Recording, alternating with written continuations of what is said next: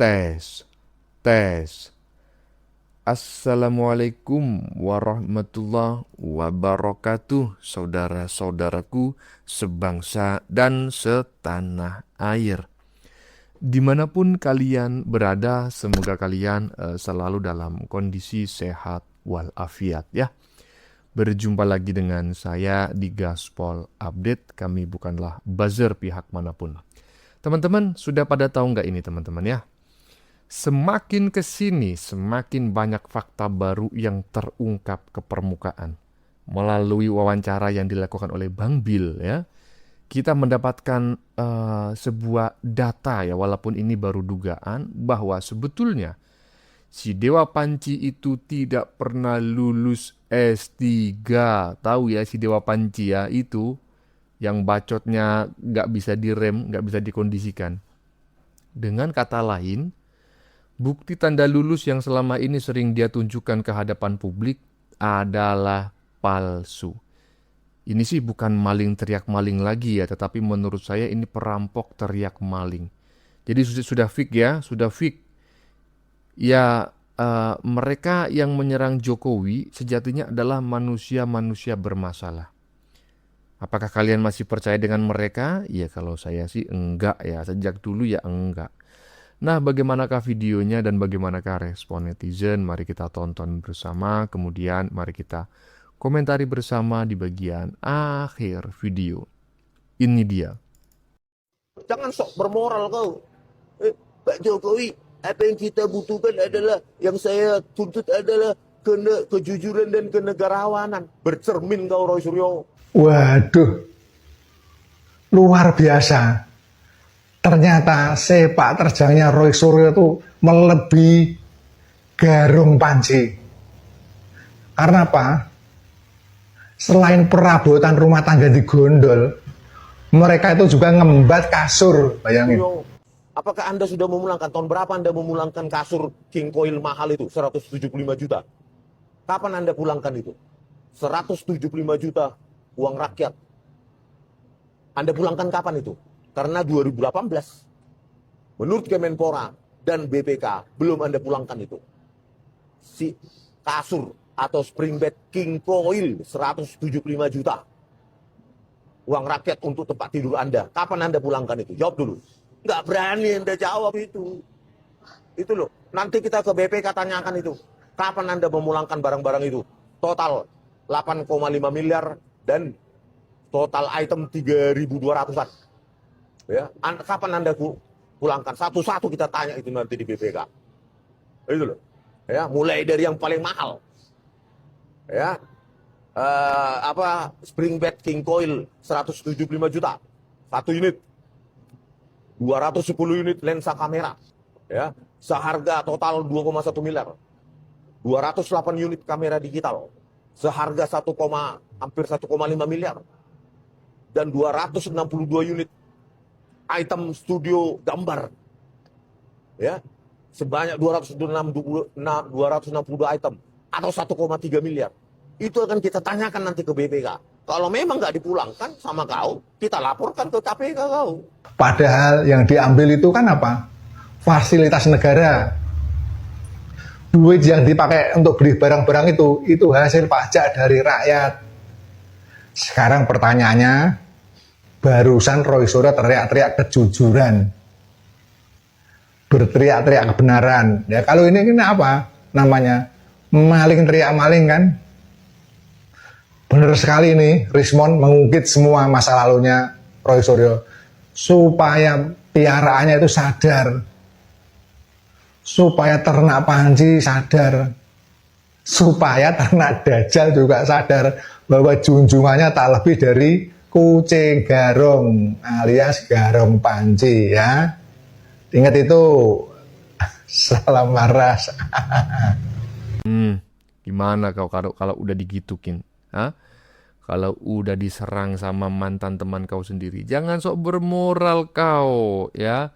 Sok-sokan menuduh Pak Jokowi nggak negarawan. Kau seolah-olah sedang membela hak rakyat, membela kebenaran. Kebenaran dari mana? Hah? Kebenaran apa? Itu si almarhum Krismon itu mantan temanmu Panji ya. Dan apa yang dia katakan saat ini sangat pedas tentang dirimu.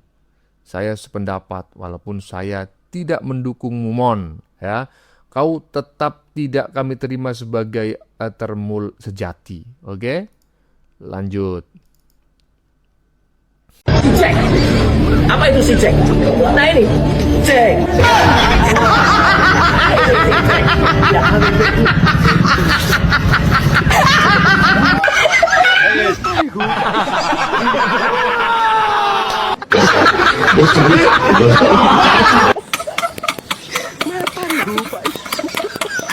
Cek. Apa itu si cek? Nah ini, cek.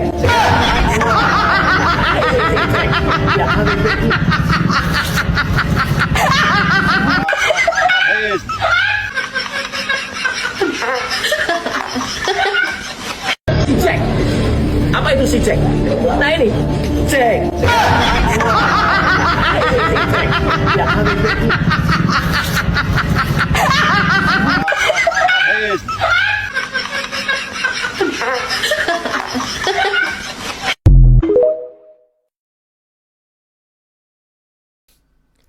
Ini kerjaan siapa, teman-teman ya? Emang kurang ajar ya, yang namanya itu netizen plus 62 ini. Emang koclak-koclak. Masa gitu loh, si Dewa Panci kaosnya diganti ya menjadi Juragan Panci. Salah sih menurut saya, seharusnya bukan Juragan Panci, diganti Maling Panci. Nah itu baru tepat, ya toh? Iya, karena dia nggak pernah jadi juragan, dia nggak pernah bikin pabrik panci. Yang ada dia itu membawa pulang panci ke Menpora, ya toh, dengan nilai hampir 6 miliar. Bujur busrak, bujur busrak. Lanjut.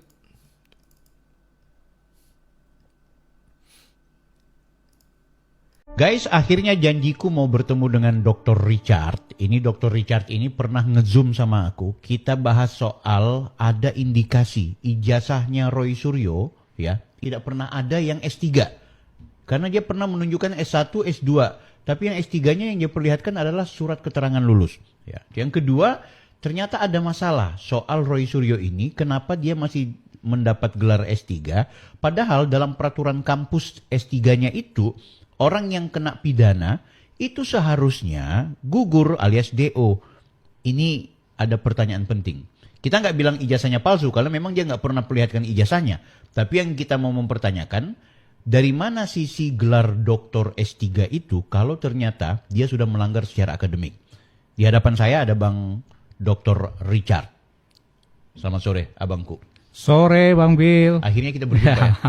Senang berjumpa. Kemarin kayaknya Lewat suaranya kurang jelas. Itu pun viral, Bang. Itu aja viral ya. Padahal Oke, itu masuk. kurang jelas ya. Ya.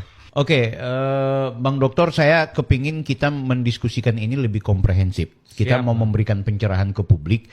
Kenapa kita akhirnya mau tidak mau membahas soal Roy Suryo yang mengaku lulusan S3 UNC.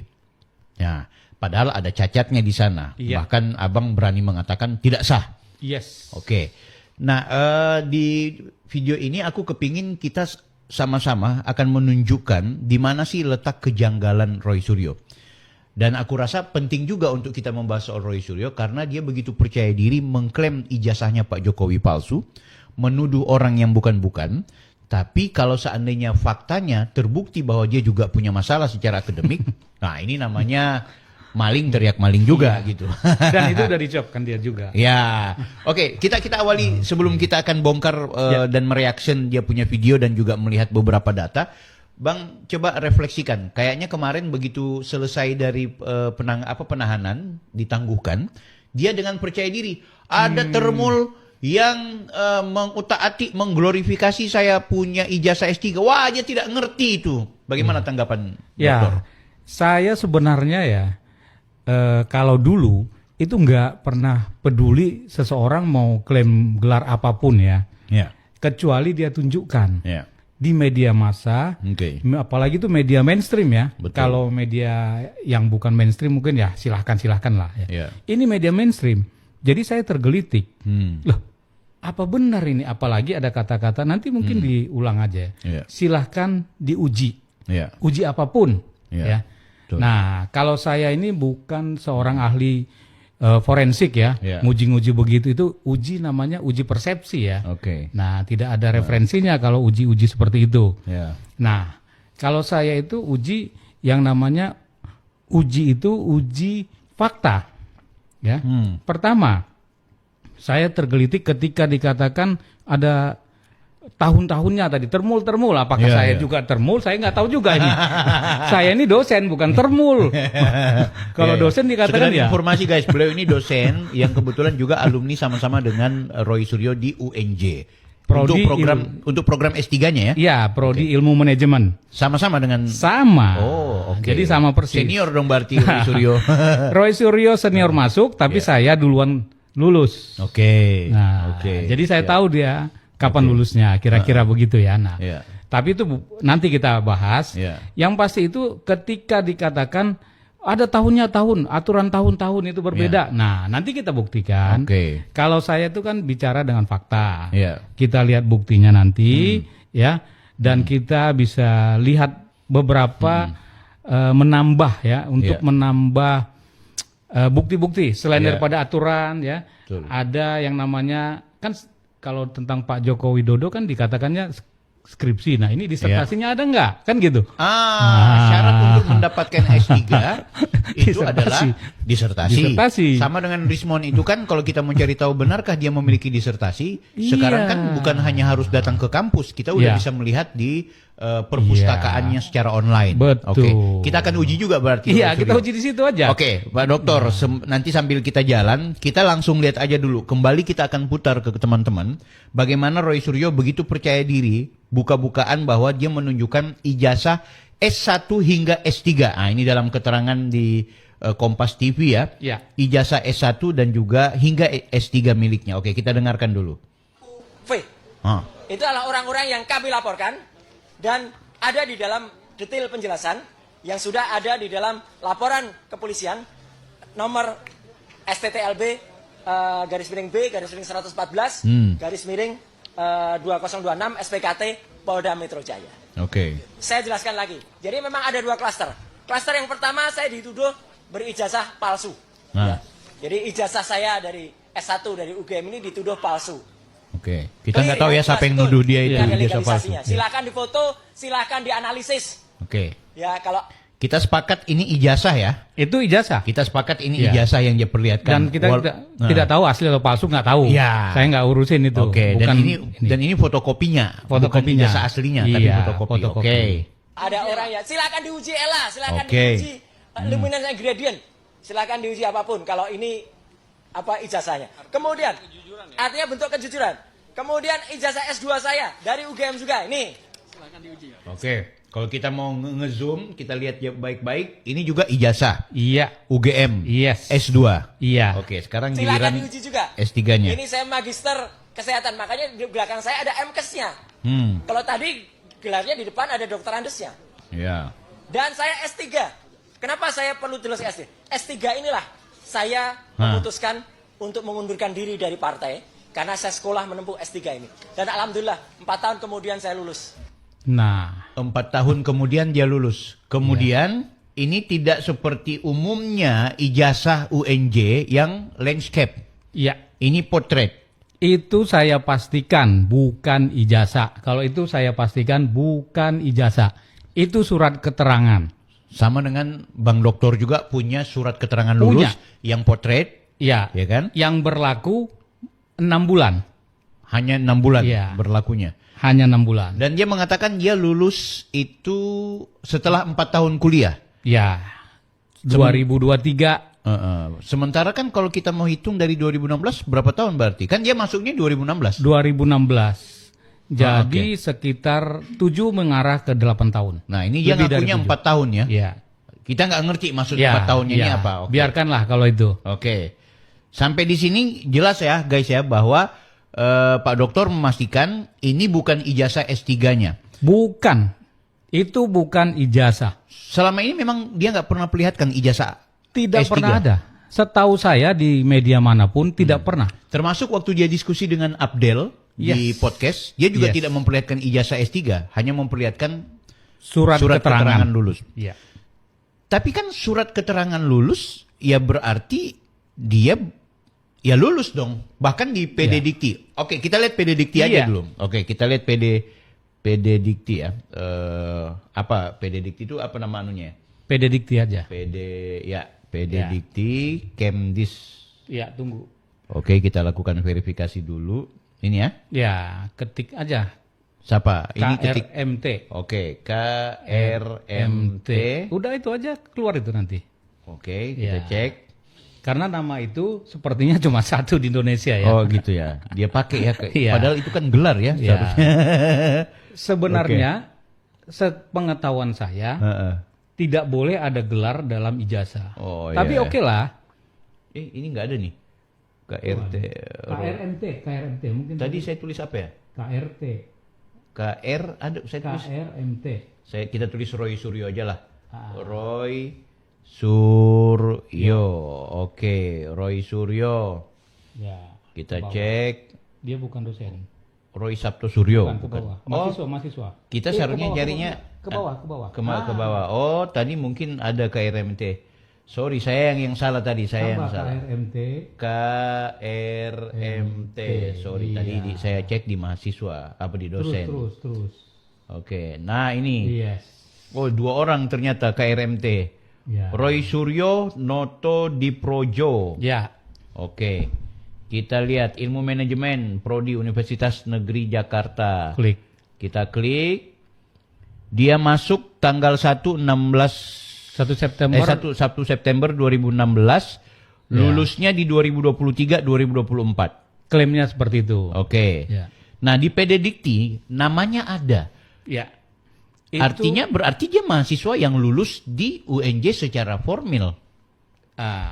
Jadi perlu saya jelaskan, Bang Ben ya. Oke. Jadi ini PD Dikti adalah pusat datanya Dikti ya.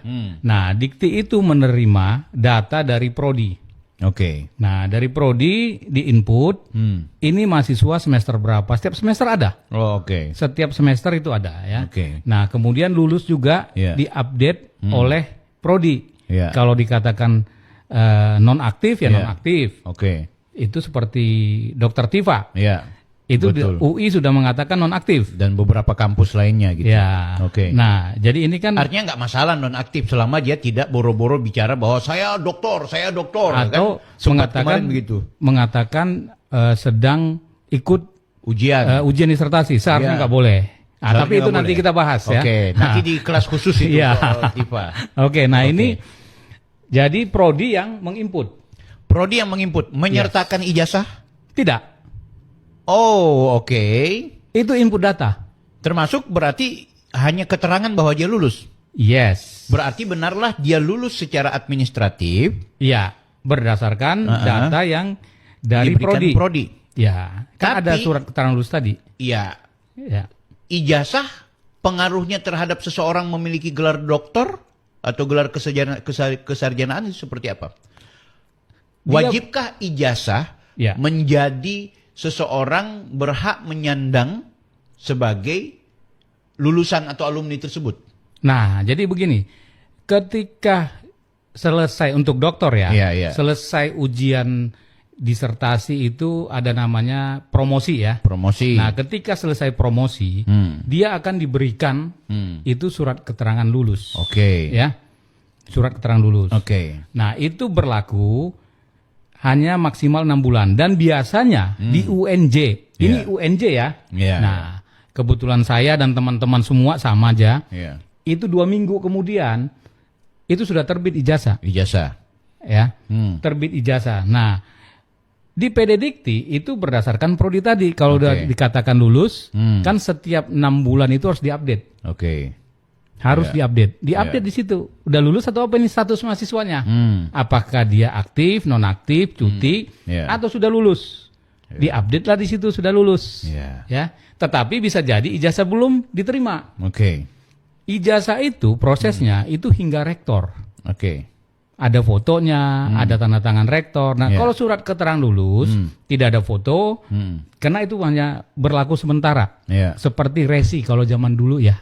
Kalau bikin resi. KTP atau SIM ada resinya ya. Betul. Nah, seperti itu. Jadi itu sementara aja. Nah, itu kan kalau kita mengacu, kita data ini aja ya. 2023 ganjil, 2024 itu semester ganjil. Berarti kalau 2026 udah 2 tahun, seharusnya sudah menerima ijazah. Oke, sebelum ke situ, wajibkah seseorang mendapatkan harus disebut sebagai doktor dalam konteks S3 atau magister dalam konteks S2, S1 juga demikian, hanya dengan kepemilikan ijazah? Artinya kalaupun dia tidak punya ijazah asli atau apapun istilahnya, selama dia sudah lulus ikut ujian, maka tetap dia berhak menyandang gelar akademik itu. Khusus buat dokter ini, buat dokter, kapan saja bisa dicabut gelarnya oleh universitas. Itu namanya KKNI level 9. Kapan saja. Nah, jadi ketika dia sudah memperoleh surat keterangan lulus, itu pihak kampus akan segera mengeluarkan ijazah. Supaya ada hak-haknya tadi. Kenapa dikeluarkan? Supaya satu ketika ada bermasalah, itu bisa dicabut oleh rektor. Emangnya Roy Suryo tidak punya ijazah? Pertanyaan saya, belum pernah ditunjukkan. Kenapa dia menunjukkan surat keterangan lulus? Kenapa dia menunjukkan ijazah S1, ijazah S2, tapi S3-nya tidak diperlihatkan ijazah? Iya. Abang mensinyalir bahwa dia tidak pernah mendapatkan ijazah. Kalau itu dugaan saya. Kan dugaan saya ada 2.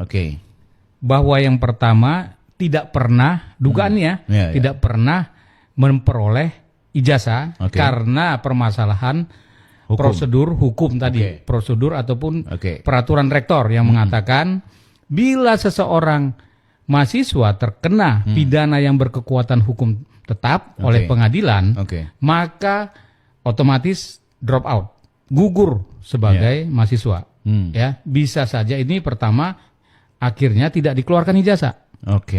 Yang kedua, bisa saja ya dia peroleh, kalaupun dia peroleh, ternyata perolehan itu tidak sah karena kemungkinan kelalaian daripada pihak rektorat.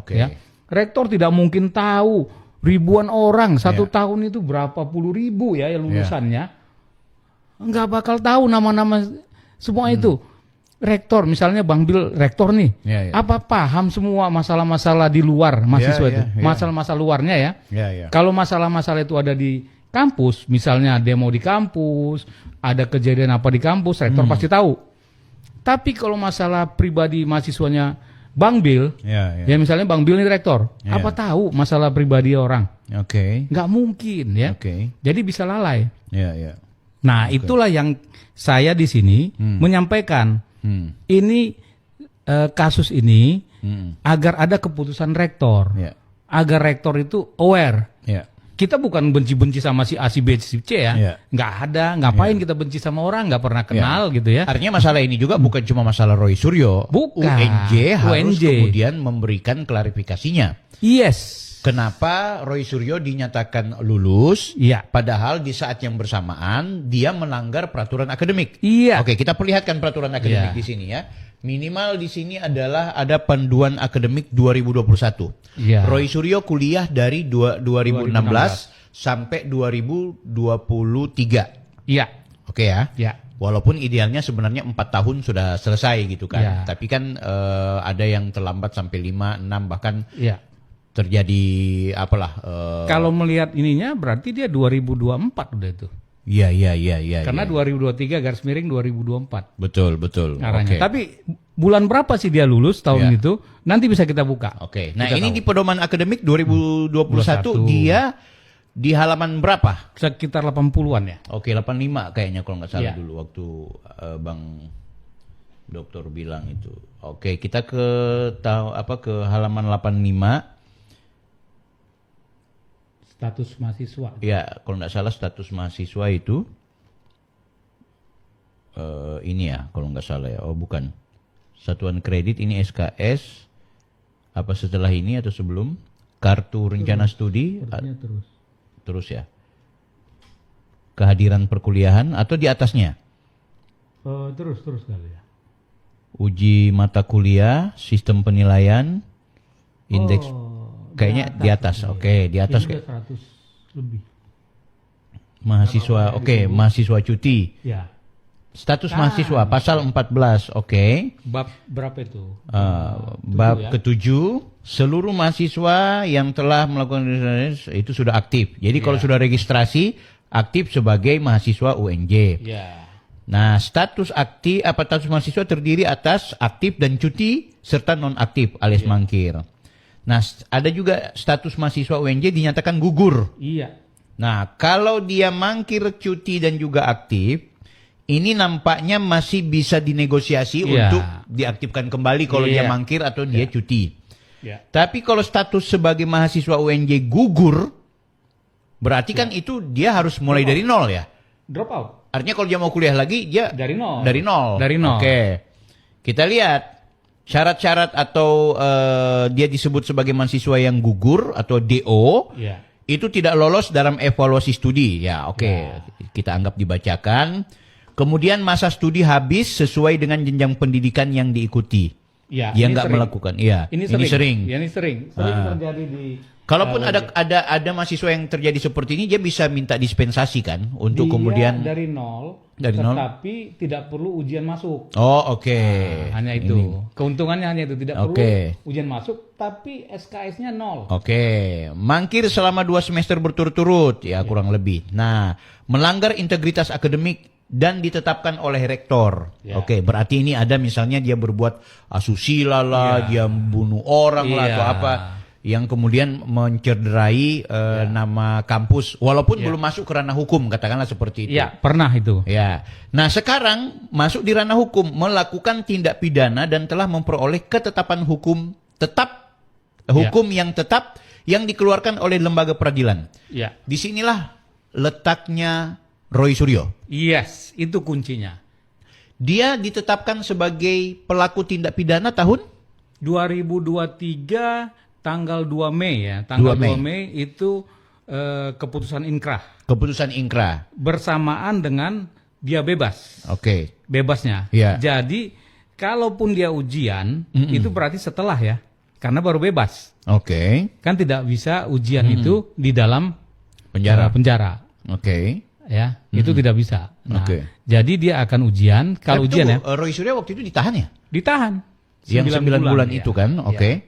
9 bulan. Jadi Dia kan sebenarnya kasusnya 2002 setahuku. Iya. 2022. Udah lama, Cuma ya. kan proses hukum Ya. sampai ingkrahnya di 2023. bersamaan dengan bebasnya dia. Ya. Nah, Oke. Jadi tanggal 2 Mei 2023 itu dia bebas dan Hakim MK ngetok palu Ya. bahwa itu ditolak bandingnya. Nah, jadi inkrah ya sampai atas ya, Sampai udah atas. terakhir. Sudah terakhir. Ya.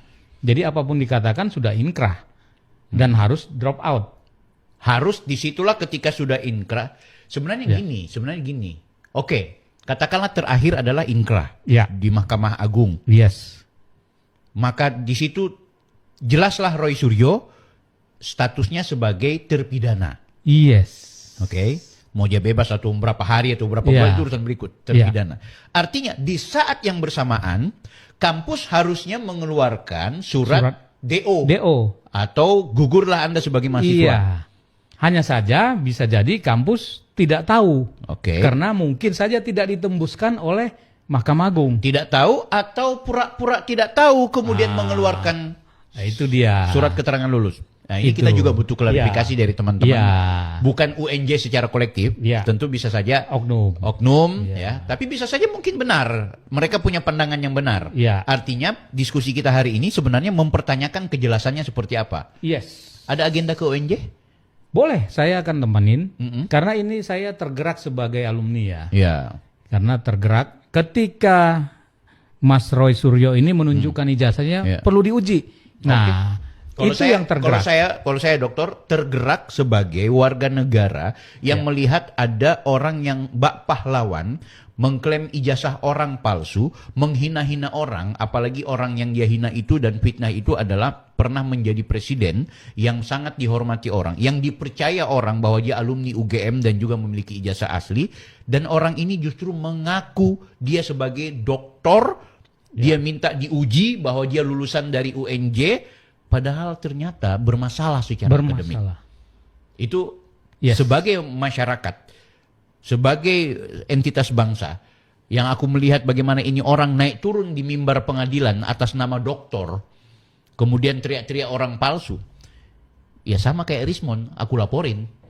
Kan gitu. Iya. Ya kan? Aku masih menunggu nih Polda Metro Jaya prosesnya seperti apa gitu. Sudah sampai di mana gitu ya. Sampai di mana gitu. Artinya kalau kemudian kita menemukan kejanggalan dan tidak ada rasionalisasi yang objektif dari pihak UNJ, kita berhak dong untuk kemudian mengusut ini ke ranah hukum. Karena apa? Karena ada pembohongan publik di sana, ada gelar palsu di sana. Kalau memang terbukti dan secara administrasi kita lihat ini orang bermasalah. Apalagi karena ditujukan, ditantang untuk diuji. Itu yang membuat. Iya, dia bilang tadi kan, dia tantang. Betul. Kalau tidak mengatakan itu, ya ngapain kita urusin orang lain kan, ijazahnya orang lain ya. Nggak perlu amat ngurusin ijazah orang gitu ya.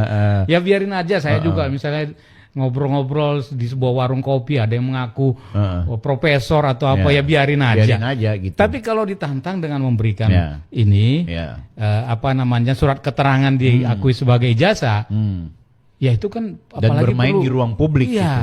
Di ruang publik yang katanya silakan uji. Nah, itu kan jadi betul. Artinya gini, Dok.